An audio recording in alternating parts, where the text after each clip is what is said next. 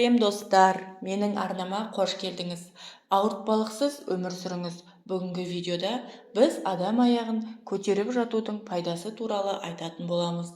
Бұл жаттығудың ең жақсы жағы оның қарапайымдылығы. Сіз үйдің қабырғасына перпендикуляр жатуыңыз керек. Оған жамбаспен сүйеніп, аяғыңызды жоғары көтеріп, қолыңызды қабырғаға параллель созыңыз. Сонда сіз өзіңізді еркін ұстай аласыз. Бұл жаттығуды ұзақ уақыт жасаудың қажеті жоқ. Оны ең көбі 15 минут жасасаңыз жеткілікті. Бұл видеоны көріп отырсаңыз, менің арнама жазылып, лайк басып, комментария жазсаңыз, мен өте қуанышты боламын. 5 минуттан бастап, күніне 2 минут қосу арқылы жаттығуды арттырыңыз. Бастапқыда бұл жалықтыратын болып көрінгенімен, шыдамдылықпен сіз денеңізді босаңсуды үйренесіз. Бұл жаттығуда төменгі дененің күні бойы тұру немесе отыру кезінде жасайтын қозғалыстарын ауыстыруға көмектеседі.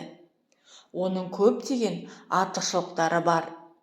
Бұл төңкерілген жаттығу сіздің аяғыңызда жиналған сұйықтықты кетіруге, жалпы пішінге келуге және төменгі денеңіздің жүктемесін босатып, сіңіріңізді созуға көмектеседі.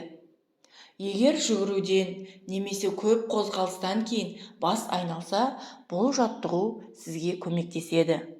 Мұндай жаттығу аяқты босаңсытып қана қоймай, мойын мен арқаға салмақты жеңілдетуге көмектеседі. Аяғыңызды қабырғаға көтеріп жатып, күн сайын компьютерде отырғанда пайда болатын иілуді жоясыз.